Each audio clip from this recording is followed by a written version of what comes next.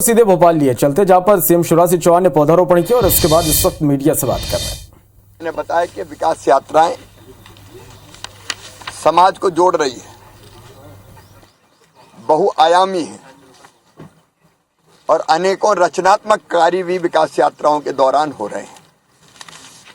आज मैं एक नवाचार की चर्चा करूंगा। देवास जिले में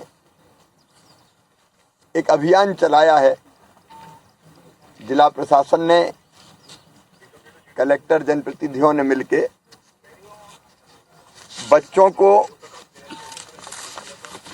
जिनके जो अंडरवेट हैं या कुपोषित हैं, ऐसे बच्चों को खुशियों की टोकरी दी जा रही है। इसमें protein x powder, multivitamin syrup, भुने हुए चने, तिल के लड्डू दिए जा रहे हैं। कहने को ये बात छोटी है, लेकिन समाज के सहयोग से दिए जा रहे हैं। और समाज जब ये ठान ले कि हमारे यहाँ अगर कोई अंडरवेट रह गया है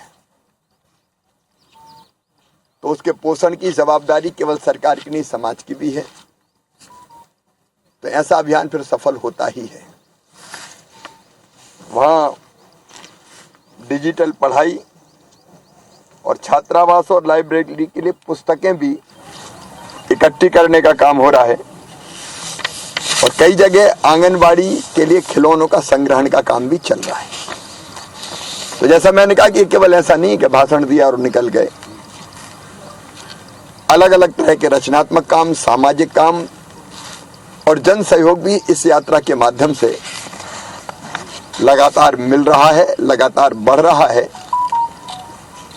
और योजनाओं का लाभ तो मिल ही रहा है। मित्रों, आज मैं जगदीशपुर भी जाऊंगा बैरसिया के साथ। तो बैरसिया में भी विकास यात्रा में सम्मिलित होऊंगा और जगदीशपुर में भी कार्यक्रम में भाग लूंगा। एक और प्रसन्नता की बात, अपने प्रदेश के लिए जो गर्व का विषय है, अभी G20 की बैठक चल रही है इंदौर में। मैं कल गया था कृषि समूह की।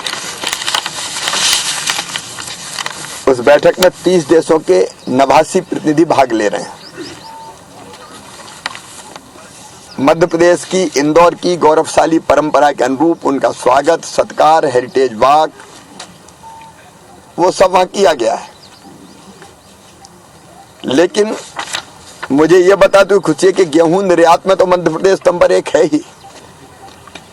सबसे ज्यादा गेहूं निर्यात हमने किया। लेकिन अब काले गेहूं के बाद मध्य प्रदेश में नीले रंग का भी गेहूं पैदा हो रहा है। बाकायदा उसका स्टॉल लगा हुआ है वहां। सीहोर का पीले और काले रंग का गेहूं पहले से था, अब नीले रंग का गेहूं भी।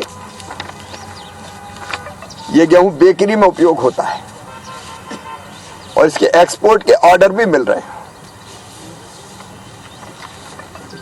हमारे आशुतोष जी हमारे 4 साल पहले इसका पेटेंट उन्होंने करवाया था। सिमरोल की निशा पाटीदार एक खास किस्म के शुगर फ्री आलू का उत्पादन कर रही।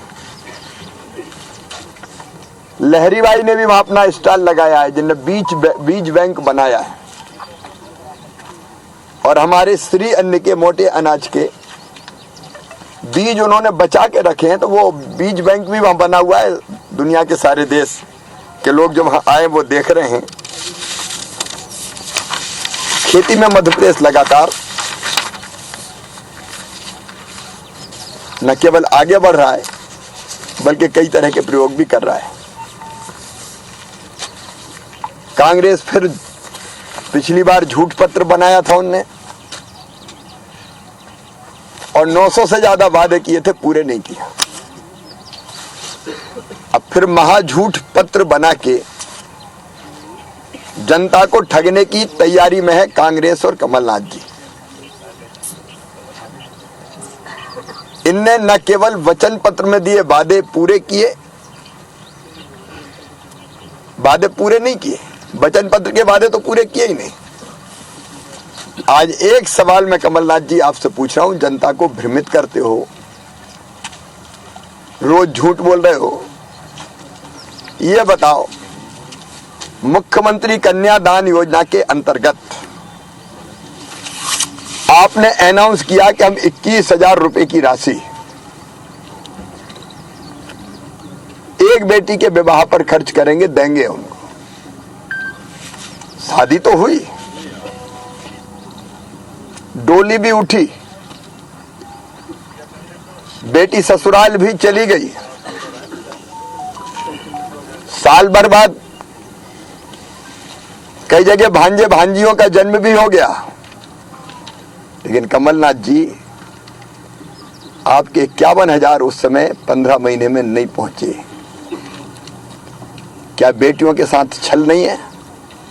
साधा दिग्विजय सिंह ने जो ट्वीट किया है पुलवामा में शहीद हुए जवानों को श्रद्धांजलि देते हुए, उस पर सीएम शिवराज सिंह चौहान ने भी अब कहा है कि क्या दिग्विजय सिंह की बुद्धि फेल हो गई है। दिग्विजय सिंह पाकिस्तान की भाषा बोल रहे हैं। आपको बता दें, पुलवामा अटैक पर दिग्विजय सिंह ने ट्वीट किया और ट्वीट करते हुए उन्होंने इस पूरे मामले को खुफिया तंत्र की बड़ी नाकामी करार दिया है। श्रद्धांजलि तो उन्होंने दी, लेकिन इसके साथ ही उन्होंने खुफिया तंत्र पर तंज भी कसा और अब इस पूरे मामले पर जोरदार सियासत भी हो रही है। दिग्विजय सिंह एक बार फिर से बीजेपी के निशाने पर है। सीएम शिवराज सिंह चौहान ने कहा है कि क्या दिग्विजय सिंह की बुद्धि फेल हो गई है, पाकिस्तान की भाषा बोल रहे हैं दिग्विजय सिंह। क्या कुछ कहा है सीएम शिवराज सिंह चौहान ने इस पूरे मामले पर, आइए आपको सुनवाते हैं। दिग्विजय जी की बुद्धि मुझे लगता फेल हो गई है, उसका फेलियर है ये। वो देश की सेना का अपमान करते हैं, वो पाकिस्तान की भाषा बोलते हैं। अब जांच तो दिग्विजय सिंह की होनी चाहिए।